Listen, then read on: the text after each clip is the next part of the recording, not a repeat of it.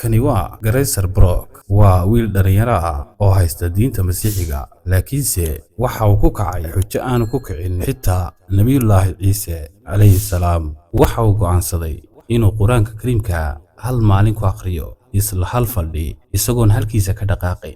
weliba waxa kale oo ku daray inuu soo feedhaqaawiyay koobab badan oo bunana uu soo agdhigay iyo weliba biyo badan, taasi oo ugu talagalay inuu Quraanka gebigiisaba hal mar akhriyo. arrinta waxa uu ku jiray muddo 19 saacadood ah, taasi oo ku keentay daal fara badan iyo dhidid fara badan inuu ka baxo jirkiisa. waxaan u akhriyay 60 bog oo ka mid ah kitaabka Quraanka Kariimka. waxaan kala kulmay kitaabka Quraanka Kariimka sira fara badan oo ka qarsoonaa markii hore. arrintaas oo ku noqotay afkalaqaad dabeetana asxaabtiisii Kiristaanka ahayd ee ku xidhnayd ayuu u soo bandhigay go'aan cajiib ah. bal haddaba aan la soconno waa maxay talo sirta uu ka helay wiilkan dhalinyarada ahi kitaabka Quraanka Kariimka ee weliba ku noqotay arrin uu qaadan waayay. qur'aankii waxaan ku akhriyay hal fadhi oo kaliya anigoo weliba ah wiil cadaan ah, weliba ah wiil Kristaan ah. arrintaasna waxay ku keentay kadis aad u weyn. qaadan waa ayay igu noqotay maxaa yeelay waxaan ahay qof Masiixi ah. fiidiyowgani waxa uu caan ka noqday YouTube-ka iyo sidoo kale weliba TikTok-ga, waxaana la isla dhex mariyay wiil arrin cajiib ah sameeyay kaasoo weliba ah wiil Kristaan ah. wiilkani waxa uu xidhay iskood aan cidi hore u xidhin, kaasi oo ah kitaabka Quraanka Kariimka iyo sidoo kale ka Bible-kaba inuu hal fadhi ku akhriyo, taasi oo u qaadan waa ku noqotay dadkii ku xidhnaa isaga. wiilkani waxa sir badan ka ogaaday kitaabka Quraanka Kariimka iyo sidoo kale weliba ka Bible-ka, kuwaasi oo isradinaya. waxaan ku sheegay kuwa kitaabka Bible-ku uu sheegayo inay yihiin arrimo waaliya oo aan caqli galahayn. waxaanu yidhi sida tan: anigu qur'aankii dhammaantiiba waxaan ku akhriyay hal fadhi oo kaliya. qof sideedoo kale Maraykan ah sidaan u akhriyay uma akhrin hortay intii aan noolaana hore umaan soo arag. Professorkayga ayaa ii sheegay maalin inaanu quraanku sidaas u sii dheereenba, marka waa inaad isku daydaa inaad akhriso. markaana waxaan ku jirnay xiisad diiniya, sidaa awgeed waxaan akhriyay qur'aanka oo dhan hal mar. wiilkan Grazer lagu magacaabo sababta ugu weyn ee ku riixday Quraanka Kariimka inuu hal fadhi ku akhriyo waxay ahayd mar ku jiray xiisad diiniya. waxaanu macalinkiisa ku yidhi waxaad tahay wiil aad u firfircoon oo weliba qosol badan, si jees ku jirana waxa ugu sheegay Quraanka Kariimku inaanu ahayn wax sidaa u sii dheer. Grazerna waxa uu ku ballan qaaday barihiisa bulshada inuu dhammaan Quraanka oo dhan akhriyi doono. kadib markii uu akhriyay waxa uu yidhi kole kitaabka Quraanku waxa uu la mid yahay kitaabada kale ee caadigan akhristo, xitaa hadduu yahay kitaab ay dad qoreen waxa uu la mid noqonayaa uun sida ka Injiilka iyo ka Buddhismka oo kale. wax farqiyo weynna kolley uma dhaxaynayo. waa siduu markaa isagu hadalka u dhigay. Grazer waxa uu dhigtaa jaamacadda Texas ee ku taala Austin. barihiisa bulshada dhinaca YouTube-ka waxa ku xidhan dad kumanaan gaadhaya. imikadan aynu muuqaalkiisa ka hadlayno, fiidiyowgii uu soo dhigay waxa uu gaadhay tiro dhan 500,000 qof oo daawasho ah. fiidiyowgaas oo soo dhigay muddo laga joogo imika 5 bilood ka hor. waxa uu yidhi Grazer, muslimiintu iskuma dayaan Quraanka dhammaantii inay hal fadhi ku akhriyaan, sidoo kalena macnihiisa ay sii dhuuxaan. waxaanu akhriyay Quraanka Kariimka isagoo bilaa shaadha. waxaad imka shafkiisa ku arkaysaan ma aha tattoo, laakiinse waa calaamado muhiim ah kuwaasi oo ku xafidanayo markuu Quraanka bog dhameeyaba, si aanu uga kala lumin halkii uu marayay ayuu kolba qalin ku calaamadaystaa shafkiisa. dhammaan Quraankii oo dhan waa wada akhriyay. calaamadahaasina waxay ka turjumayaan mar kasta oo uu jus dhameeyo ayuu isku calaamadinayaa ilaa uu ka gaadhay ugu dambayntii calaamadihii uu jidhkiisa ku qorayay tiradoodu ay gaadhay 4,424 calaamadood. waxaanay arrintaasi ku qaadatay muddo gaadhaysa 19 saacadood. ugu dambayntiina Grazer waa uu gaadhay hadafkii uu socday, kaasi oo ahaa inuu dhammeeyo Quraanka Kariimka dhammaantiiba weliba hal fadhi oo kaliya. waxaanu yidhi Grazer, run ahaantii shoog ay igu noqotay aniga. yacni halkan qur'aanku wuxuu leeyahay waxaa kugu waajiba inaad baari u noqoto labadaada waalid. waxaana jirta aayad kale iyaduna oranaysa wanaagga waa inaad xumaanta ka dhowrtaa. marka waxaan uga jeedaa kitaabka qur-aanka iyo baybalku wax badan ayay iskaga eegyihiin, haddana sidaa ay tahay way kala duwan yihiin. waxaan u arkaa kitaabka qur-aanku inuu kaga badan yahay arrinkan baybalka, waxaana kaluu leeyahay ilaahay mooye cid kale ha caabudina, basharna ha caabudin, wax kalena ilaah ha ka dhigan. waxaana jira ilaah keliya, kaasaana waajiba oona xaq u leh in la caabudo keligii. halka kalena baybalku isagu wuxuu leeyahay isna saddexooleyda marka laga hadlayo waxay leeyihiin ciise waa inankii ilaahay. arrintaana muslimiintu way kaga duwan yihiin masiixiyiinta. labadan kitaab waa laga yaabaa inaad igu diidan tahay amba aad igu raacsan tahay arrimahan ay ka kala hadlayaan. Karaysar markiisii hore diinta islaamka khalad ayuu ka fahansanaa, maxaa yeelay social mediaha ayuu intiisa badan ku dhex jiraa, taasi oo kala kulmo dad dhaleecaynaya diinta islaamka kuna sheegaya inay tahay diinta dadka argagixisada ah. laakiinse arrinta cagsigeeda ayuu kala kulmay kitaabka qur-aanka kariimka ah, waxaanu ku sifeeyey wixii intuu noolaa ugu wanaagsanaa ee uu arko. qur-aankuna waxau yidhi waxaad ka dareemaysaa markaad akhrisanayso nasasho fara badan iyo deganaan. waxaanu yidhi qur-aankii waxaan ku akhriyey hal fadhi oo keliya, anigoo weliba ah wiil caddaana, weliba ah wiil kiristana. arrintaasna waxay ku keentay kadis aad u weyn. qaadanwaa ayay igu noqotay, maxaa yeelay waxaan ahay qof masiixi ah, waxaana caddayn igu filan dhammaantiis waan wada akhriyey. fideogana waxaad ka daawan doontaa janalkaygan. waxaanay ku dhahay arrin la yaab leh, sababtoo ah waxaan u haystay marka hore waan iska dhaadhiciyey inuu yahay wax xun iyo weliba aad ma garanayo. waxaan islahaa argixisada iyo waxaas ayuu ka sheekayn doonaa, laakiin markii aan sii guda galay oon akhriyey wax wanaagsan ayaa iga soo baxay oo ahayn wixii layga sheegayey. waxaabad moodaa inaan nabad fara badan aan dareemay markii aan wada akhriyey.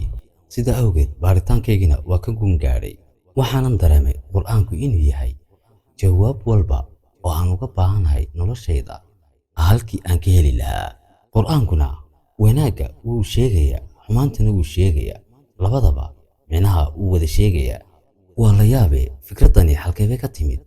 waa sababta dadka ugu badan ay ka aaminsan yihiin islaamka arrimo fara badan oo xumaana, waxaanay u haystaan dad cadho badan, xumaantuna mar kasta ka soo horrayso.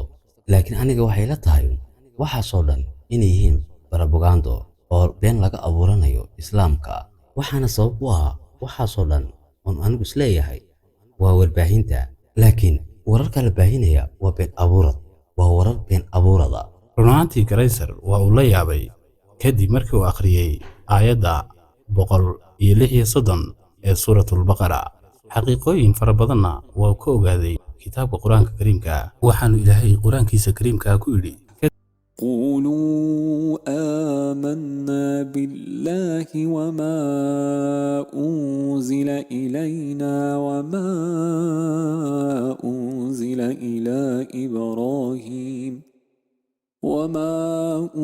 إلى إبراهيم وإسماعيل وإسحاق ويعقوب والأسباط وما أوتي موسى وعيسى وما أوتي النبيون من ربهم لا نفرق بين أحد منهم ونحن له مسلمون. kadib Karaysar markii uu helay aayaddaas waxa uu ogaaday inay nebiyullaahi ciise nebinimo u aaminsan yihiin ee aanay u aaminsanayn inankii ilaahay oo keliya uu yahay nebi. arrintaasna diinta islaamka oo keliya ayaa aaminsan, diimaha kale waxyaalo kale ayay ka sheekeeyaan. sidoo kale dadka muslimku waxay aaminsan yihiin dhammaan nebiyadii ilaahay soo diray oo dhan iyo sidoo kale rususha dhammaantoodna way u qirsayin inuu ilaahay soo wada diray, halka diimaha kale ay kala saarsaarayaan, qaarna ay aaminsan yihiin qaarna aanay aaminsanayn. waxaana diinta islaamku qiraysaa dhammaantood inay nebiyo iyo rasuul ilaahay uu soo diray ay wada ahaayeen, una socday inay faafiyaan khayrka iyo wanaagga, dadkana xumaanta ay uga digaan. Karaysarna waa uu fahmay arrintaas markuu isku eegay kitaabka qur-aanka kariimka iyo ka baybalka uu isbarbar dhigay. waxa uu ogaaday qur-aanka kariimku inuu nebiyullaahi ciise waxyaalo badan uu kaga hadlay oo aan lagaga hadlin diinta masiixiga. tusaale ahaan haddaynu soo qaadanno markuu ilaahay qur-aankiisa kaga hadlayey nebiyullaahi ciise gaar ahaan suuratulbaqara taasi oo ku sheegayo inuu yahay nebiyullaahi ciise nebi keliya oo aanu ahayn ilaahayna subxaanahu wa tacaala waa kan isagoo qur-aankiisa kariimka inoogu sheegaya arrintaas. يا أيها الذين آمنوا ادخلوا في السلم كافة ولا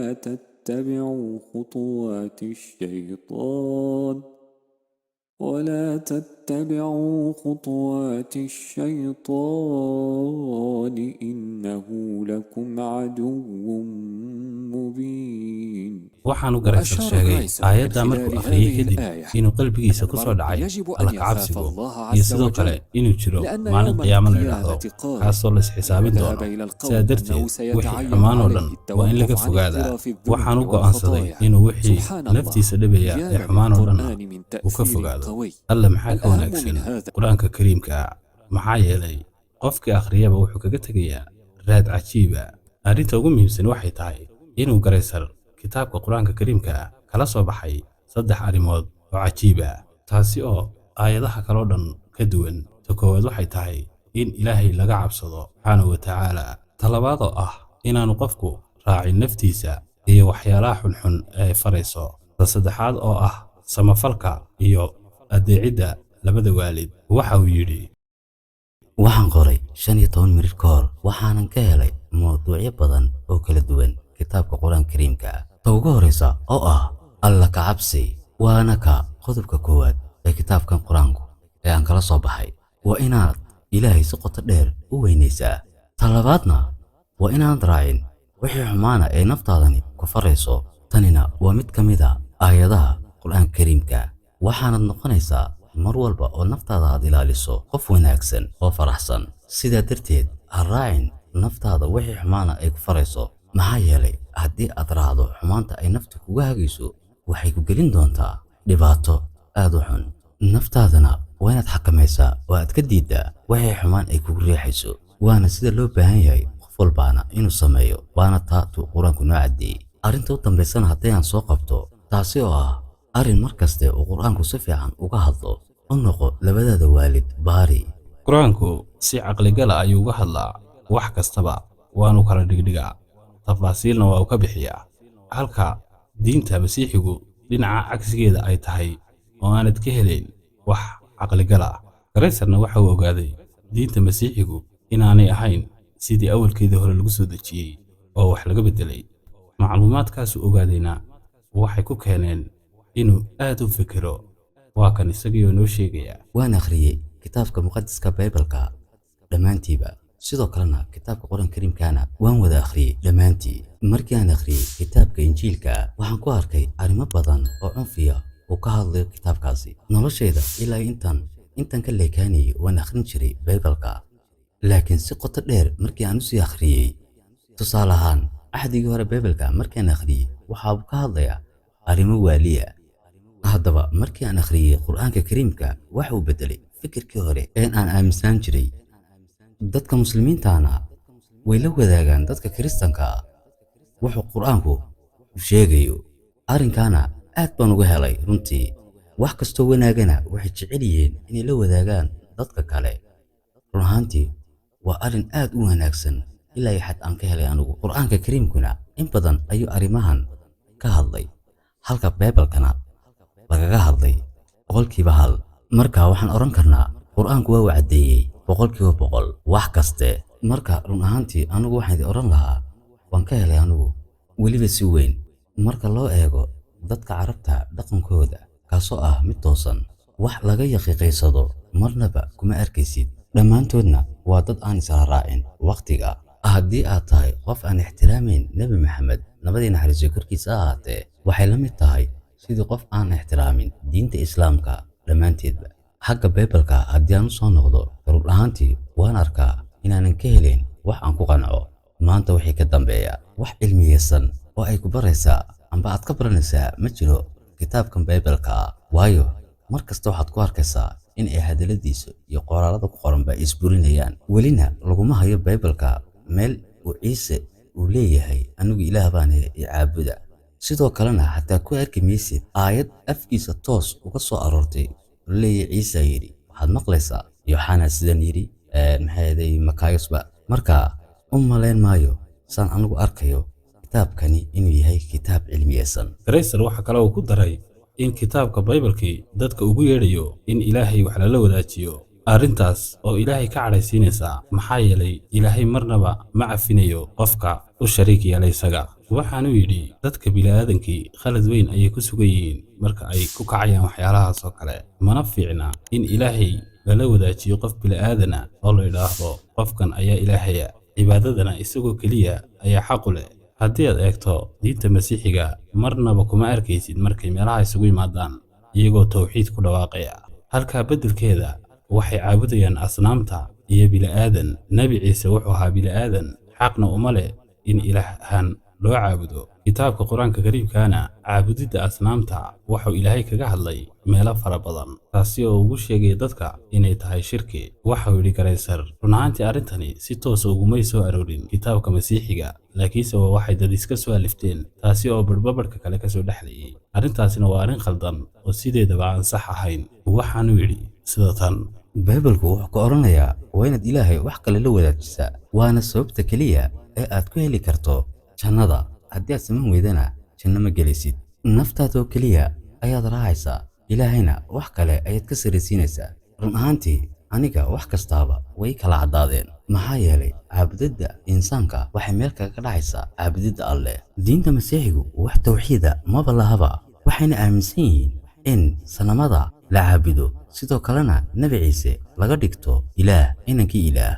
caabudidda Ciisena marka aniga dhankayga la eego waxay tahayna gaalnimo waa wax ay dad iska soo alifteen. Ciisena marnaba muu oran anigay caabuda kumana jirto Baybalka lagama dhexelayo. haddaad Ilaahay wax la wadaajiso waxay ka dhigan tahay adigoo naftaada caabudaya. haddana waxa iga sii daran qof adiga kula mid ah ayaad sii caabudaysaa. waxaad noqonaysaa qof ka dhiganaya qof kale role model weliba qofkaasoo adiga kula mid ah waxayna ka dhigan tahay sidii qof bilaa macniya. haddaba si walay ahaataba asxaabi waxaan leeyahay arrinta tawxiidku waa arrin cilmiyeysan. tawxiidkuna waa shayga keliya ee caqligalka ah. kitaabkan Baybalkaana mid tawxiida ma leh waad akhrin karaysaanba ila eega idinkuba. marka waxaan idin sheegayaa Ilaahay inaan cidna lala wadaajin karin mamnuucna ay tahay in cid la wadaajiyo. aana caabudina asnaamta marnaba ha samaynina sida iyaguba ay samaynayaan oo kale. Ilaahayna cidda uu doono ayuu soo hadaynayaa. haddaba waxaan kaga tegayaa saxaabay tan iyo kulanti dambe intaan isugu iman doono muuqaalkan la mid ah sidaas iyo nabadgelyo.